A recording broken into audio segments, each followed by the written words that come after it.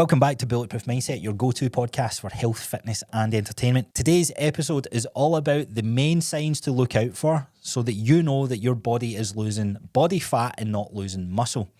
That is the main goal when it comes to everybody's fat loss phase. We want to retain as much muscle as possible and maximize the fat loss component as much as we can.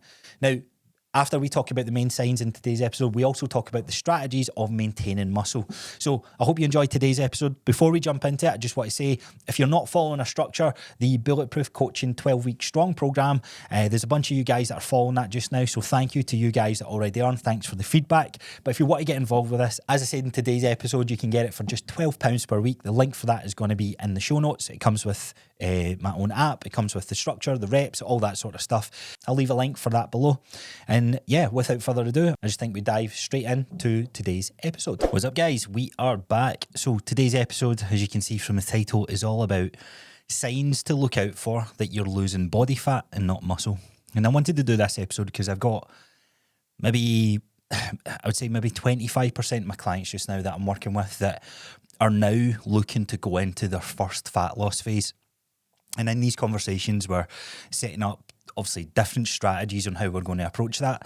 But one thing that's overlooked here is that it's not just, part of the formula is dropping your calories. A lot of people increase their activity and do all these certain things.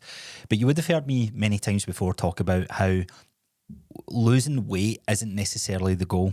Everybody wants to lose body fat. When you think of losing weight, you think losing the visceral body fat that's on our body, the extra love handles or insert wherever it is that people tend to pinch towards, right? So what is signs that you can kind of home in on that you know that you're on point to lose that body fat and maintain your muscle mass? There is, in fact, things that we can look out for and things that we can do to maximize the muscle retention and in some cases growth, but also see the weight or our body fat get leaner and leaner. So that's what we're going to go into for today's episode. Before we do, I do want to mention that there is a bit of a structure change happening to the podcast. The first one in well over 2 years now. I'm going to start optimizing these videos for or the second episode that gets released within the week for YouTube.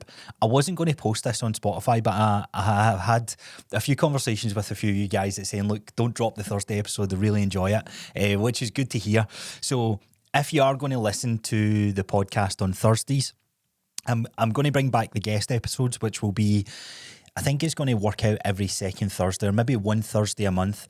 But Wednesdays and Fridays are going to be additional episodes that will be me on the gym floor going through various different coaching cues or maybe reaction videos to a couple of things happening in the fitness space. There's tons of topics that I want to cover, but some of them don't do too well just talking about it. Now, I had a lot of great feedback on the bench press episode on how to increase your bench press.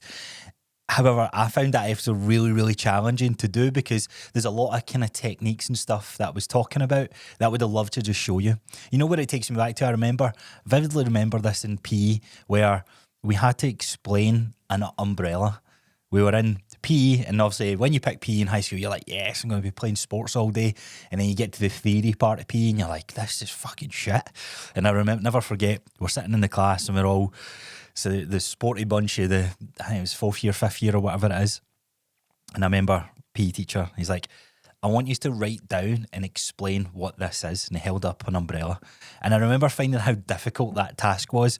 And basically the most detailed you could get with it, or the highlight of this, or the point of this exercise was to get really detailed in explaining something. And that's what that bench press episode felt like. So that is the reason for the change. And it's not going to change the podcast. I'm still going to be putting out the information. I just don't know what platform to put it out on YouTube. So Bulletproof Mindset is still going to be the podcast platform. Bulletproof Coaching is going to be more of those coaching videos where we're going over certain lifts, going over certain tactics, different strategies on how to execute X, Y, and Z inside the gym. So I'm excited to share that with you. And the first episodes are going to be later on this week. So I'm a wee bit behind releasing this today. Had a wee bit of tech issues with the podcast yesterday. Of course, left it too late to record in the week, but we are back on track. Anyway, let's get into today's episode. So, today's episode, as I said, what are some signs to look for that you know you're losing fat and not losing muscle? Well, the be-all and end-all of metrics to use is that in your workout structure, well, let's take it back a step. You need a workout structure, right? I know there's a lot of you guys that, maybe not so necessarily you guys that listen, but more so friends and family, and you hear them and they sign up to different diets and they sign up to different exercises, different workouts, different HIIT classes, that albeit that's the structure, but there's no way of measuring true strength.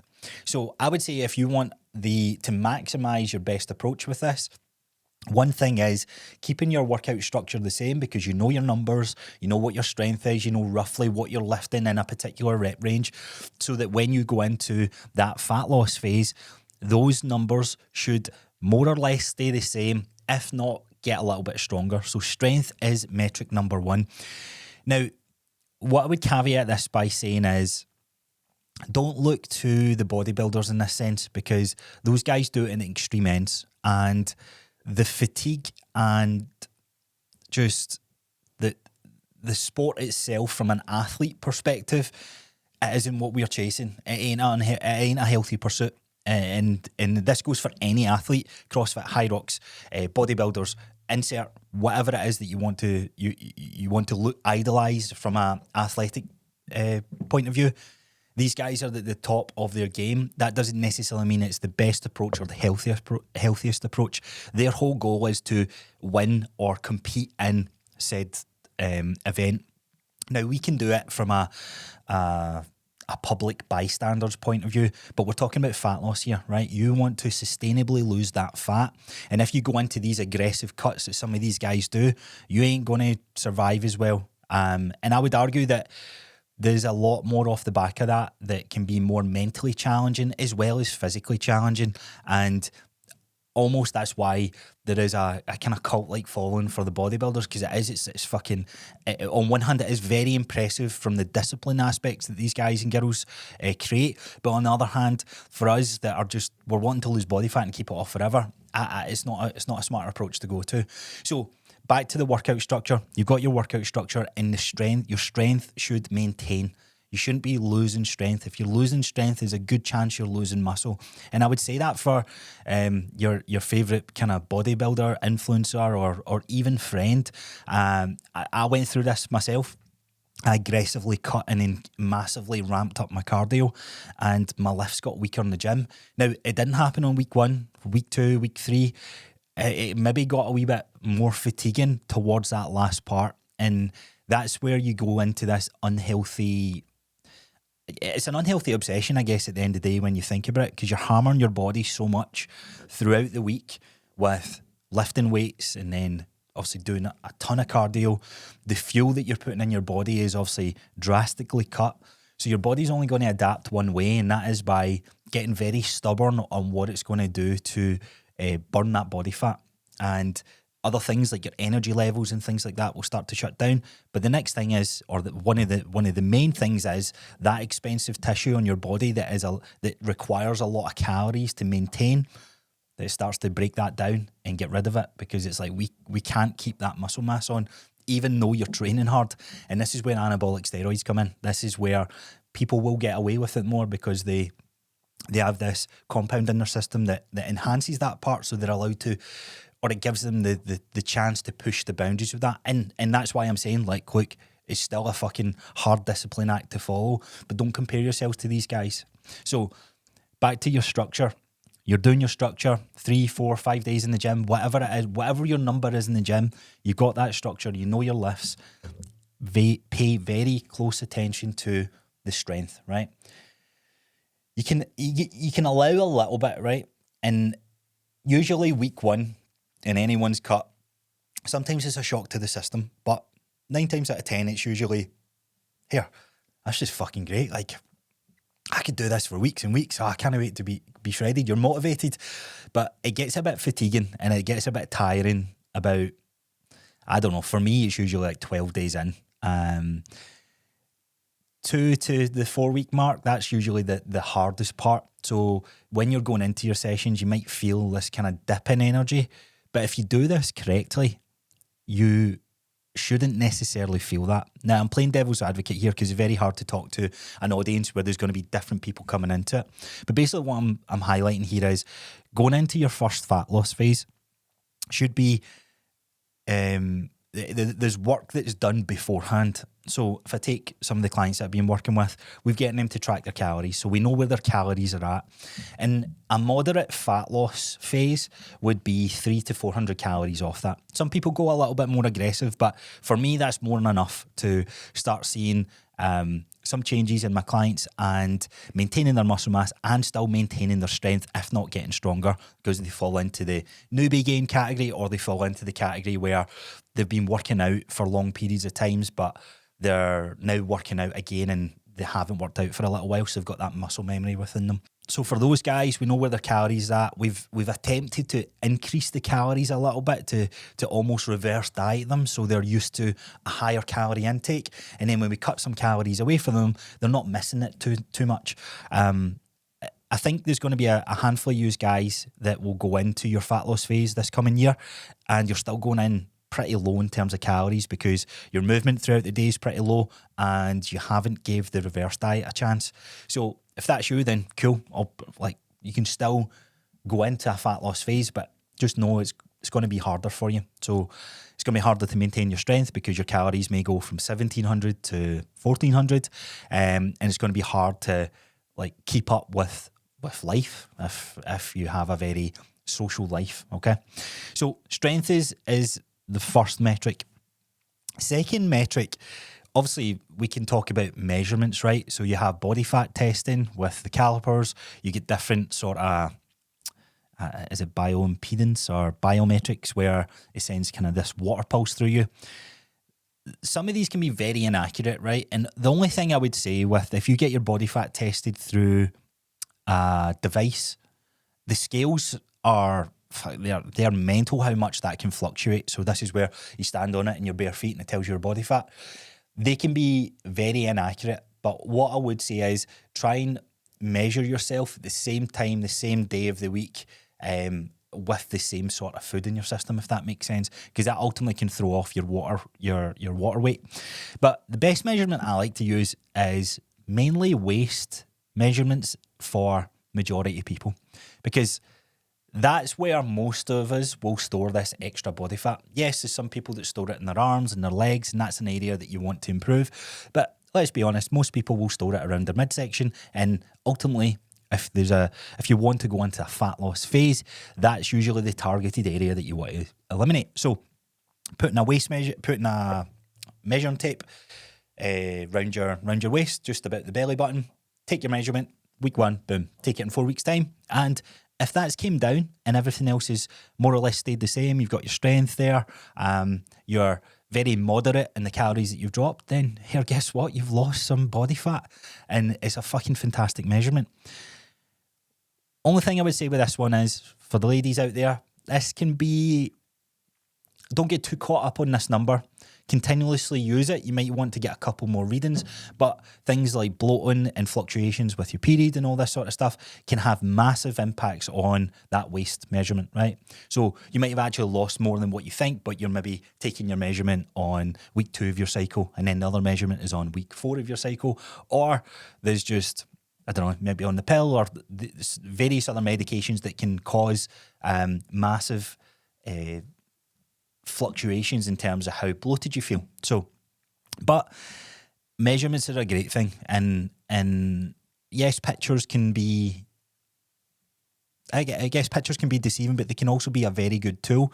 Pictures and measurements for me are a good go-to, because it brings me on to the next point. You should feel bigger, and not bigger in the sense of fatter, but I've noticed that when I've got lean in the past, I start getting compliments on my arms. That I'm for example, look at the size of you and all that sort of stuff, and it's like, I've not got bigger, I've actually shrunk. But the leaner you get, the bigger you look, because you see that definition in the muscle. It's a bit of a head fuck, if I'm being honest. For guys, you'll see it more in their arms. For women, you might see it in your bums, you might see it in your back, and I know that for a lot of girls out there, that can be a bit like, oh fuck, I don't want to lift weights anymore. But that's just the process where your muscles now showing through as opposed to the body fat. Now, I probably should have started this by saying chasing a body fat percentage. Look, I know we all probably want to get to single digits and we think having a shredded six pack is maybe the ultimate goal. And look, it can be a great milestone to achieve, but see, life to sit there, it can be quite hard, right? It certainly requires a lot more sacrifice and requires a lot more rigid structure that, I guess, if you want to be in that world, but on the other hand, it will lead you to more unhealthy behaviours because there's a constant judgment on how lean you are, constant evaluation that when you look in front of that mirror that you're like, right, this is me, I need to get leaner, I need to get leaner. But if you stay in that calorie deficit for too long, if you stay lean for too long, then you will struggle to add size, you will struggle to gain strength, and ultimately you could start to lose a bit of muscle as well. Now, we've all got muscle, right? So the leaner you get, that muscle will shine. And it takes a lot of time to build muscle, but very quickly you can lose it. You can lose it very, very quickly if you don't follow the right practices, which I'll come on to in a second. Strength stays the same, if not gets a bit stronger. Body measurements are dropping in the right areas. Kind of look at these as fat storing areas. Waist, for some girls, it might be the thighs, might be your arms. They're usually the kind of three main components. Next one is you're feeling strong, like you actually feel this strength and energetic. I'm not saying when you're in the gym, there's just a bit of like, it's like an ego boost. There's a confidence boost that comes with it where you've found the sweet spot. And this is where it can be hard because you're like, oh, maybe I should drop more calories. And it's like, no. Here, strength in the gym, your measurements have come down. This is fucking great. Like, look how you want to think about, can you do this for another couple of weeks? Or is it going to be a short fix that you're then going to have to work even harder to push through? No, you want it to be, like I've always said the word sustainable, and I seen a reel from a good friend of mine that posted like, why do you keep talking about being sustainable? Like being in a fat loss phase isn't sustainable, and that's the whole point of doing it, which is true. And how you go about that can be very drastic from person to person. But your energy levels shouldn't be taking a crash on that first week, right? Now, I would expect this more on that last hard push, the last maybe week on your fat loss phase. For me, I'll probably do it for 4 weeks with a couple of clients I've got coming up because it's their first run through, it's their first phase. And I'm going to talk more about this on one of the future episodes. But ultimately, what is the different cycles that you want to go through in terms of successfully running a fat loss phase? So you're doing it for a short period of time, and in that short period of time, if you're feeling fatigued or you feel this sort of weakness, this is where your fat loss is impacting your muscle. As that kind of fatigue starts to kick in, it's a strong indicator that the calorie levels that you're having is starting to impact your muscle mass. Now, it's not a completely like black and white telltale sign, but it's good to understand that maybe there's two things that need to change. Maybe your cardio is a bit too high for what you're prescribing for this, or maybe your calories are a bit low and it's maybe time to come back up to maintenance for a little while and then try one of the many different strategies that you can do in this phase. So to me, they're the three kind of main ones that you want to look after. Now, there is other things, as I said, where you look in front of the mirror and you feel more defined. You start seeing areas of your body kind of tightening up through measurements. But one thing that is kind of easily overlooked here is there isn't a drastic weight loss on the scales. So if you measure yourself Monday, Wednesday, Fridays, your typical kind of work week for most people, and you average your sort of weight loss over a couple of week period, you shouldn't lose any more than half a kilo to a kilo per week. And that's on the average side of things. So if you find yourself that you've lost 2, 3, 4 kilos in the space of like 4 weeks, look, there's a strong chance that a good chunk of that has been muscle. And the method that you've used to drop or go into your fat loss phase is all cardio heavy, and there isn't a strong signal for maintaining that muscle mass. Now, again, there's always caveats with this. So if you are a bigger individual, then you're going to see a lot of shift in terms of water weight and a lot of shift in terms of not necessarily that it's body fat, it's just things are working better. You're maybe going to the bathroom more often and all that good stuff is starting to flow a little bit more.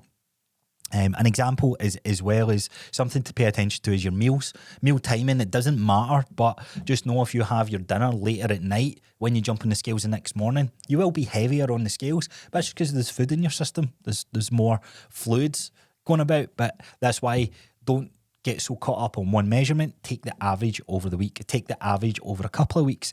The longer the period of the averages, the kind of more accurate the description is. So you might see this drastic weight spike up or down, but if you do the average over the week, then you can see, right, okay, that's about half a kilo. Cool, I'm right in the sweet spot. As I said, like 300 to 400 calories is a good starting point. You want to like almost treat your fat loss phase like a bit of practice. It's like a football game. It's like any sport. It's like a high rocks, right? Let me use the analogy of high rocks. It's like doing a simulation. You're getting a feel for the stations. You're getting a feel for what it's like to run under fatigue, and that's ultimately what you're doing in your first fat loss phase. So for 21 days to the 4-week mark, you're going into it. You go, right, okay, I know I need to cut my calories. I'm going to increase my movement. I'm going to do all these certain things, and you get to understand, right, where were the biggest challenges? For most people, it's going to be that hunger feeling. Now, you shouldn't constantly be hungry. I know that's easier said than done because a lot of us associate hunger with cravings, right? They are one and the same. And this is why so many people are relying on Ozempic and Wegovy and all these weight loss jabs, because it genetically modifies how we perceive hunger or how we perceive cravings. And that's ultimately the beauty in the drug, but it comes with a lot of side effects and potential long-term risks as well. However, how do you battle that constant hunger? Everyone's going to be different, okay? A thing that really helped me when I was in the kind of mist of going through my first big fat loss journey was when I got that hunger feeling.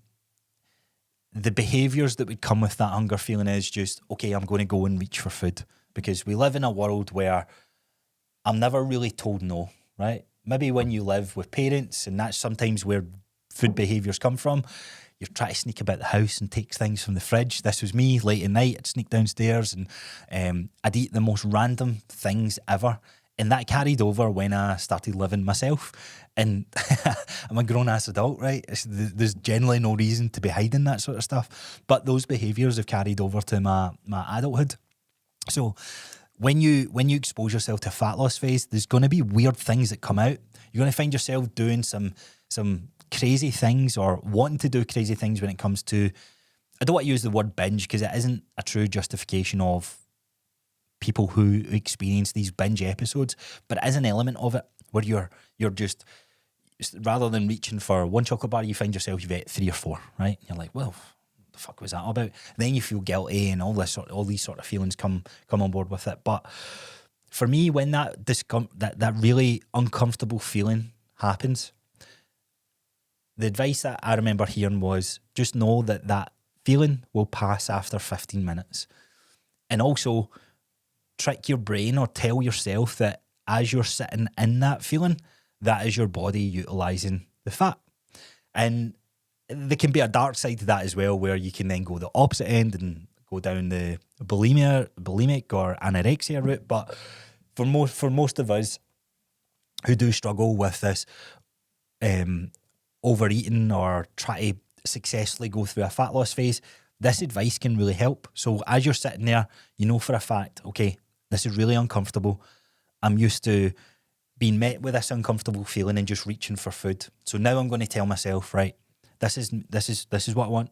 It's only for a short period of time. I'm not doing this forever, but this feeling's going to pass, and this is my body utilising fat. This is me like utilising fat because I've got everything else right. So try that. Let me know how it helps. But for me, that kind of worked really well. Okay, one of the last points I want to raise on some signs to look out for to make sure that you're losing fat and not losing muscle is the performance in your workouts, right? it shouldn't be so drastic. So it shouldn't be one day you're feeling great and then the next day you're feeling this flatness, this plateau. Now, plateaus can be expected, but it depends how long you're prolonging your fat loss phase. Keeping it short inside the 4 weeks, you can start to modify some of the things when it comes to your training to then adapt for those things. But if you're feeling so done in after your workout, if it's only 300 to 400 calories, then you may need to change the workouts that you're doing, because it probably highlights that the energy output that's required for what it is that you're doing, there's too much of this imbalance. So your deficit isn't 300 to 400 calories, even though you've dropped that in terms of calorie intake, but your expenditure, what you're doing on a movement side of things, it's more like 1,000, right? And again, that falls into this category of this really drastic cut, which can't last for a long period of time, because if it does, then we know for a fact that it's going to impact the muscle loss. And you don't want to, that hard graft and effort that's been put into building muscle, you want to retain as much of that as possible. So what's things that we can do to make sure that our body enhances and keeps the muscle mass? So there are signs to look out for. So what's some of the things that we want to do? Well, main thing is we want to prioritise strength training. We want to prioritise a good resistance training protocol. So, as I said at the start, make sure there's a structure there. That is the easiest cheat code that you can do, and it doesn't require much, 2, 3, maybe 4 or 5 days a week, but you can fit that towards your lifestyle. I like to go down the full body route, where it's 2, 3 days a week, and I'm not so caught up on muscle groups. But I know for the lovers of bodybuilding out there, that's why the fat loss phase is there, because we're trying to sculpt and shape our bodies. That's a separate conversation. But for most of us, just try to drop body fat, go down the full body route. It kind of alleviates this pressure of try to hit the gym 6 days a week and hit all these different splits. You can hit every muscle group in one session, and energy-wise, I definitely think you reap more rewards from that approach, just knowing the fact that what most of us struggle with. Now, you can be more disciplined, and I can play the card of, right, come on, you need to show up for yourself, and you just need to sacrifice a bit more, and you just need to be more motivated and more disciplined, etc. But at the end of the day, if you don't have that and you're going into a fat loss phase, you've jumped a couple of steps, okay? So I'm trying to give you the best approach to go into that if you don't want to work on all these other things first and you just want to get straight into your fat loss phase. So we need a resistance training structure, and if you don't have one, then let me help you out. In the link in the show notes, you've got the Bulletproof Coaching Strong 12-week workout program. That's 3 days a week. It's got mobility exercises in there, good strength training protocol, dumbbells, barbells, the best compound program you could get. So I had great feedback on the guys and girls that are following that so far. If you want to cop it, it's only £12 per week for the 12 weeks. You can cancel at any time as well. But here, it's going well for those guys so far. Anyway, so lifting weights, resistance training, make sure there's a strong structure there, okay? You need that in your program. Next thing, which ultimately has to be what you do with your calories. Don't drop it too drastically. 300 to 400, push it 500, 600 if you really want to. But in your calorie window, there's one important factor you have to make, and that is prioritizing your protein intake. If you drop your protein intake below your 1.2 grams per kilo of body weight, you will lose muscle. It's fundamental that protein, in a sense, when you break every cell down our body, it's made up of these proteins. So we don't have the sufficient materials to build and maintain that structure, then it's gonna fade away. I was trying to think of an analogy for like the houses. The house is always a good analogy because it's like materials to build the house, materials to maintain the house. Like you look at a wall that's fallen down, it's like trying to rebuild it with polystyrene if you don't have protein in there, because your polystyrene's your carbs and fats. I don't know what I'm talking about, but hopefully you get the point. So 1.2 grams of protein as a minimum. I would actually say this is the time to increase your protein intake, because a nice little trick here is your higher protein meals are more satiating and keep you fuller for longer. So that sort of hunger or that discomfort feeling that you feel when you're craving certain things, if you have a kind of bigger protein meal, then that's going to satiate you and keep you fuller. Fibre is also another one to have. Don't be afraid of the kind of sugars and stuff that are in fruits. It's a fucking terrible reason not to eat fruit. We ultimately need it, right? So fibres is one of the best things for our digestion. And if our digestion's good, then our sleep's good. And if our sleep's good, then our performance is good inside the gym. So you can see how this isn't just a straightforward, just cut your calories and get into it. Right. Next one.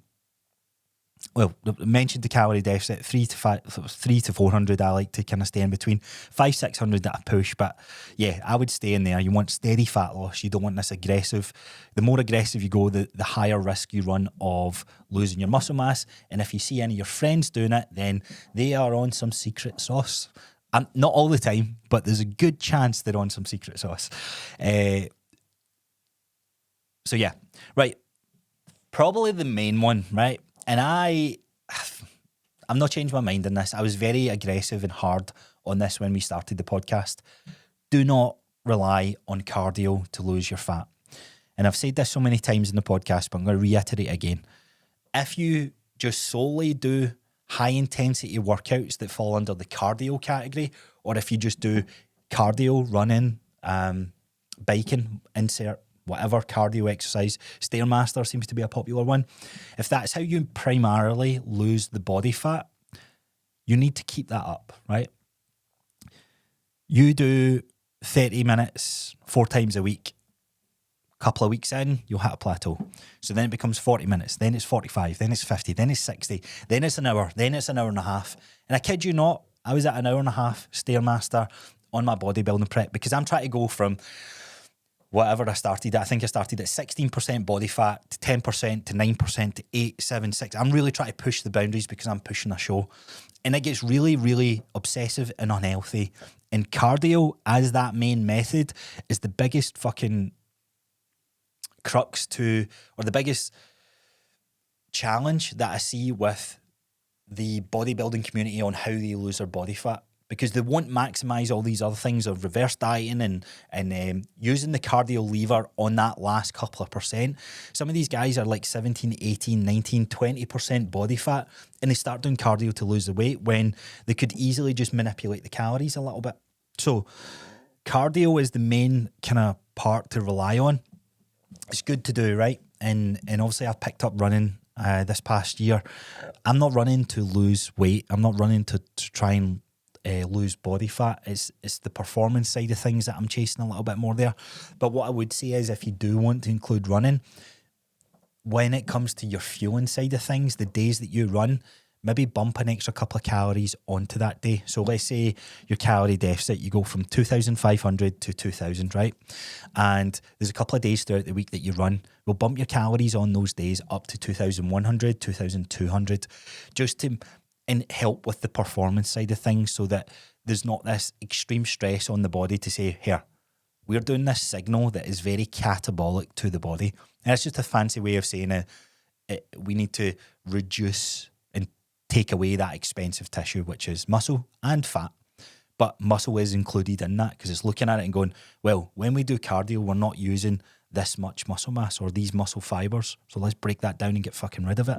So you keep hammering that signal, and if there's not enough materials and there's not enough stimulus in the body when it comes to maintaining that muscle, then it's going to get rid of it. That's why the kind of, I guess, Weight Watchers, slimming world, when you see these guys lose a ton of weight, they almost get fatter. They lose weight in the scales, but their body shape, they become smaller versions of themselves, but flabbier versions of themselves because they have lost that muscle mass because there's no signal for lifting weights. There's no lifting weights, there's no resistance training, there's no strength training. So ultimately, their body doesn't need that, or there's no signal in their body to require that muscle mass. So it gets rid of it. And then you look at what are they doing for their main source of exercise.